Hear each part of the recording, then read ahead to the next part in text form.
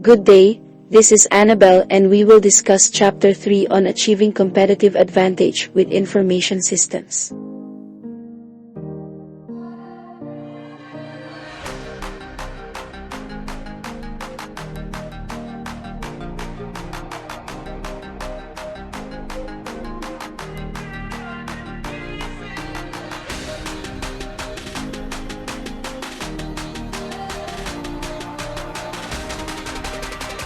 Our learning objectives are the following. How does Porter's competitive forces model help companies develop competitive strategies using information systems? How do the value chain and value web models help businesses identify opportunities for strategic information system applications? How do information systems help businesses use synergies, core competencies, and network-based strategies to achieve competitive advantage? How do competing on a global scale and promoting quality enhance competitive advantage? What is the role of business process management (BPM) in enhancing competitiveness? In short, we will be discussing business strategy, because strategy is about performing better than the other firms in your industry. Porter's model is the best-known model of competitive advantage. Now more than 30 years old, it still provides a nice summary of the strategic situation of firms in a larger business environment. The model focuses on industry structure or the environment of the firm as the main determinant of management decisions about corporate strategies. Managers don't just make up strategies out of thin air. They look at the competitive situation in their industry and then consider ways of coping and succeeding in that environment. In Porter's competitive forces model, the strategic position of the firm and its strategies are determined not only by competition with its traditional direct competitors but also by four forces in the industry's environment, such as the new market entrants, substitute products, customers, and suppliers. Therefore, one way to understand competitive advantage in Porter's model of competitive forces are the following. Traditional competitors. These are the competitors in market space which continuously devise new products, new efficiencies, and can switch market costs. We also have new market entrants. These are newer companies which may have low barriers to penetrate in the market but may also have advantages in terms of their new equipment, innovations, and with younger workforce. Another competitive forces that shape the firm's fate is by having substitute products and services, meaning your target customer can purchase your product if other product prices are too high. Another competitive forces is the customers. In Porter's model, you have to study your customers' trend in the market. Are they easily switched to your competitors' products? Are your customers force firm and competitors to compete on price alone, meaning being transparent in the marketplace? Information system strategies for dealing with competitive forces. Information systems often play a critical role in defining and achieving strategic objectives of the firm. Sometimes, information system is tangential. In other words, service systems create value through interactions among people and technology. Other firms are intensely using information systems to achieve competitive advantages. One of a good example is the Walmart, Facebook, Amazon, and Google. The first step in using information systems to serve your firm is to make sure that your information system objectives are lined up with the business objectives. And how are you going to align your company goals and objectives? First, you have to identify business goals and strategies. Next, you have to break that strategic goals into concrete activities and processes, for you to be able to identify metrics for measuring progress, wherein it will determine how the information technology can help achieve business goals, and therefore, you can now measure the overall business performance. Another information system strategies for dealing with competitive forces is by applying low-cost leadership in the management. In other words, you use information systems to achieve the lowest operational costs and the lowest prices. An example is the physical retail industry, such as the Walmart groceries. The keys to success are efficiency in moving product through your pipeline, minimizing inventory and time delays between receipt of the goods and the customer purchase. Therefore, information system is implemented through inventory system replenishment, which sends orders to suppliers when purchase recorded at cash register. That may result to minimize inventory at warehouses, saves operating costs, and will have an efficient customer response system report. Another information system strategies for dealing with competitive forces is through product differentiations. Here your firm use information systems to enable new products and services to greatly change the customer convenience that will benefit the customer but likewise your business. You also implement information system to customize and personalize products to fit the specifications of customers' demand. Another information system strategies to deal with competitive forces is by focusing the market niche. Here, you use information systems to enable specific market and serve narrow target market to perform better than the other competitors. Here you apply business analytics to analyze customer buying habits and preferences, and analyze the advertising trends from smaller to wider target markets. And the last information system strategy to deal with competitive forces is by strengthening customer and supplier intimacy. And how will you do that? You must have a strong linkages to customers and suppliers to increase switching costs and loyalty. Because information systems can improve the relationship with the customer. Therefore, information systems can be utilized to achieve competitive advantage. Information systems aid companies in competing with other competitors by maintaining low costs, differentiating products or services, focusing on market niche, strengthening ties with customers and suppliers, and increasing market entry high competition. These competitions are on a global scale and are not just within the industry. There are also strategies in competing in the global business, such as the domestic exporter strategy and the multinational strategy. These strategies integrate product quality and design in order to differentiate from other products. This allows firms to create profit by attracting customers. Technology is not enough to be competitive, and organizations need to be redesigned by a process called business process re-engineering.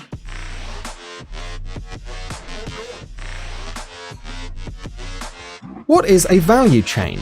A string of collaborating players who work together to satisfy market demands for specific products or services is called a value chain. The intent of a value chain is to increase the value of a product or service. Value chains integrate a variety of supply chain activities throughout the product or service lifecycle, such as determination of customer needs, production, distribution, marketing, and after-sales service. What is a value stream? It is a sequence of activities required to design, produce, and deliver a good or service to the market. It may be controlled by a single business or by a network of several businesses. For a product, value stream encompasses raw material supplier, manufacturer, and distribution network.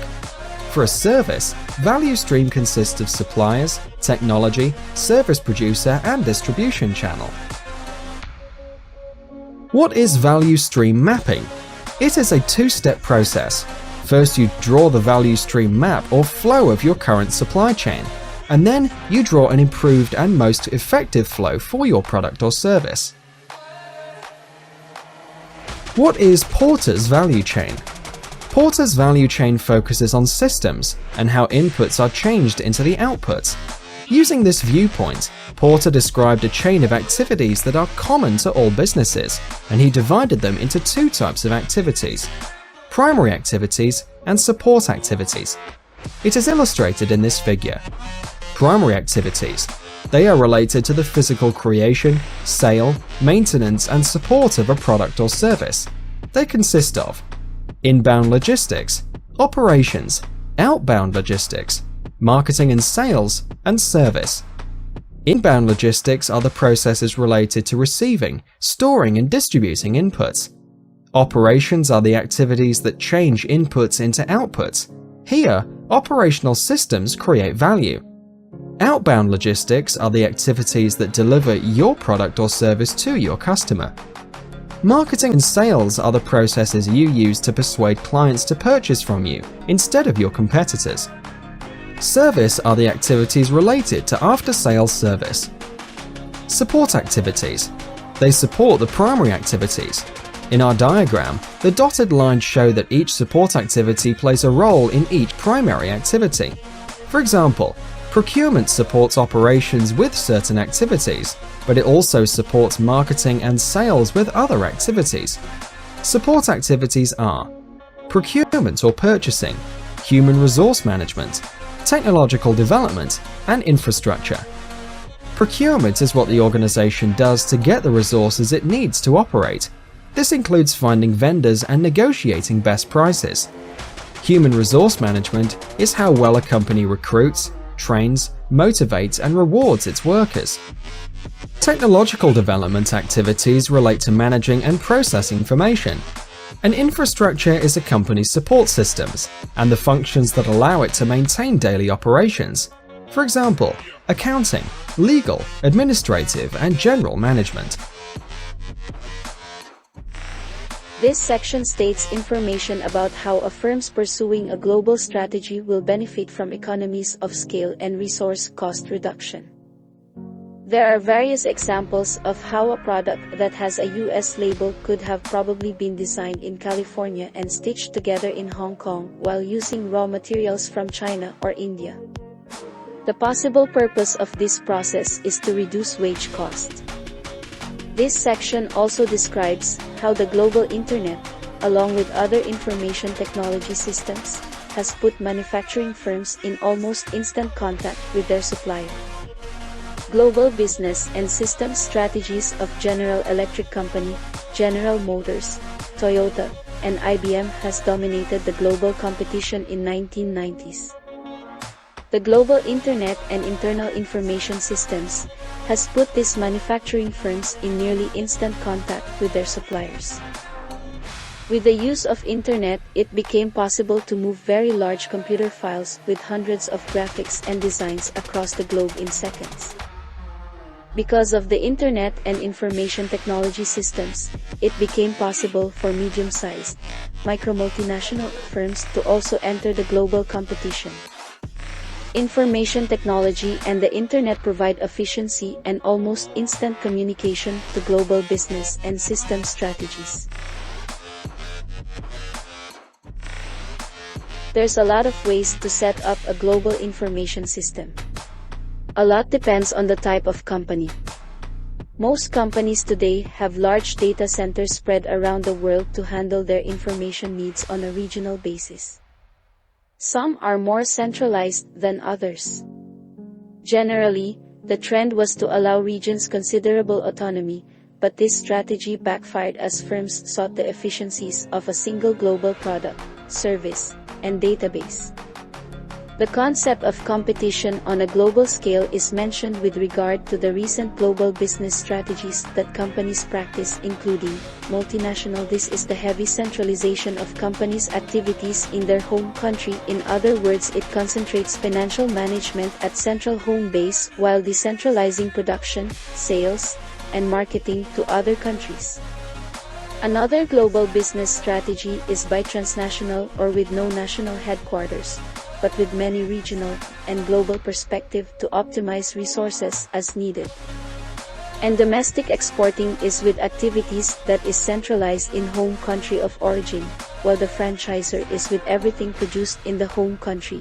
In short, product is created, designed, financed, and initially produced in home country but rely on foreign units for further production, marketing, and human resources. In addition, when an organization is centralized, it is established in the home country, decentralized being the opposite of this. Hence, managers need to determine what business processes are the most important when applying new information technology in competing on business processes. This means that businesses have to continually change and take advantage of technology. These changes can be very minor, but in some organizations, the whole business processes require change. Businesses have to understand the business model so they can make changes in the right places.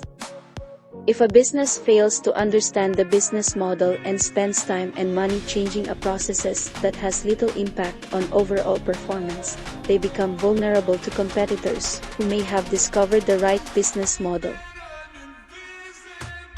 In competing on quality and design, one strategy is to produce the highest quality product or service and charge accordingly. Information systems historically have played a key role in the quality movement by enabling the measurement of quality and helping managers model and optimize business processes. Quality is defined differently from the consumer and producer perspective. It is becoming more about satisfying the customer's needs and moving away from what producers believe is good quality. Customers want to buy things that are worth the money. Total quality management is becoming a common concept in companies. To make sure that customers are satisfied with the products they buy, companies have adopted the concept of total quality management, TQM. Total quality management basically means that everyone involved in creating the product puts in all their effort to make sure the product is at its best state.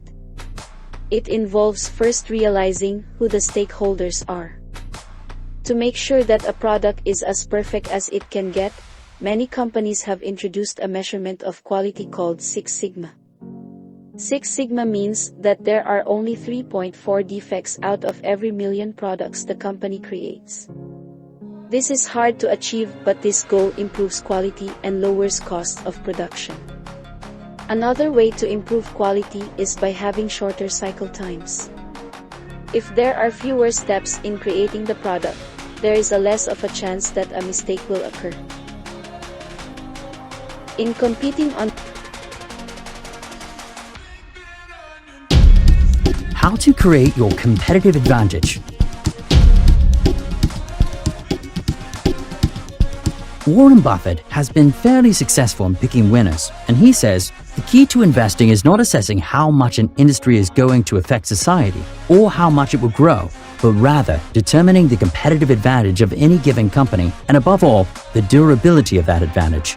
The term competitive advantage refers to a unique advantage a company has over companies offering similar goods or services. Allow it to generate higher sales volumes or attract more customers. Jim Collins, in his book, From Good to Great, asks these three questions to unravel your competitive advantage. 1. What can your business be the first at? 2. What is that unique thing only your business can offer? 3. What can your business be the best at? Any one of the above will give you an idea of your competitive advantage. Once you can identify it, you must be able to communicate it to your employees and your customers. Here are 3 steps that will help you discover your competitive advantage. Step 1. Make a brag list. This means you make a list of the big fat claims you make through your marketing messages, advertisements, or sales pitches. Here is where a true in-depth understanding of your business process is important, as you compile the list of all key activities that your business is really good at. Brainstorm as many as possible in a single list down the page. For example, you might make claims like, we have overnight shipping like Amazon Prime. We have highly skilled service staff with a decade of experience behind them. We have excellent customer reviews online. Our pricing is very attractive. Once you have made this list, we move on to the next step. Step 2. List those things that your competitors do really well. To differentiate yourself from the competition, you must understand the strengths and weaknesses of your competition. Review your competitors and make a list of all the things they do really well. Now, as you build the list, you may also notice some commonality in claims that your competition might also do well, just as you do. After building the list, cross any activity that you and your competitors do well. This does not mean that you stop doing them, but to get an idea that it can't be your exclusive claims anymore. As you cross out, see if there is something left out, and the claim can be only yours. Step 3. Create a fresh list of claims. You might have got something from the second step. If not, make a fresh list of those things only your company can do exceptionally well. You can also interact with your customers and find out why they choose you over your competition. This might lead to big revelations of something you might not have thought before. At the end of this stage, you should only be left with 2 to 3 possible competitive advantage and choose the best one from them. You can consider the following reasons to choose your real competitive advantage. Cross out any that can easily be copied by a competitor or new entry to the industry. Cross out any that cannot be marketed or advertised. Cross out any if the advantage could be turned against you by a competitor. The activity that you do really well, that the competitor is not good at, and is valued by your customers becomes your competitive advantage. Once you have selected your competitive advantage, make sure that you quantify them. For example, instead of claiming faster service, say you have 1 hour response time that is 5 times faster than your immediate competitor. Instead of saying only customer satisfaction, quantify it with specifications like, we have 98.8% customer satisfaction rating, which is the highest in the industry. Make sure that your unique claims are backed by quantifiable data in order to call them your competitive advantage. And remember, your competitive advantage comes from what your people do and not from what they know. Performance and result is the key to measure your competitive advantage. Always remember that most advantages can be duplicated within a period of time. Approximately 70% of all new products can be duplicated within 1 year, and 60 to 90% of process improvements eventually spread to your competitors. Competitive advantage is a dynamic process that demands constant attention. If you want to make your competitive advantage sustainable, make sure you keep refining them from time to time. If you have any additional suggestions or tools, please feel free to share in comments or write to us. If you enjoyed this video, give it a like and subscribe.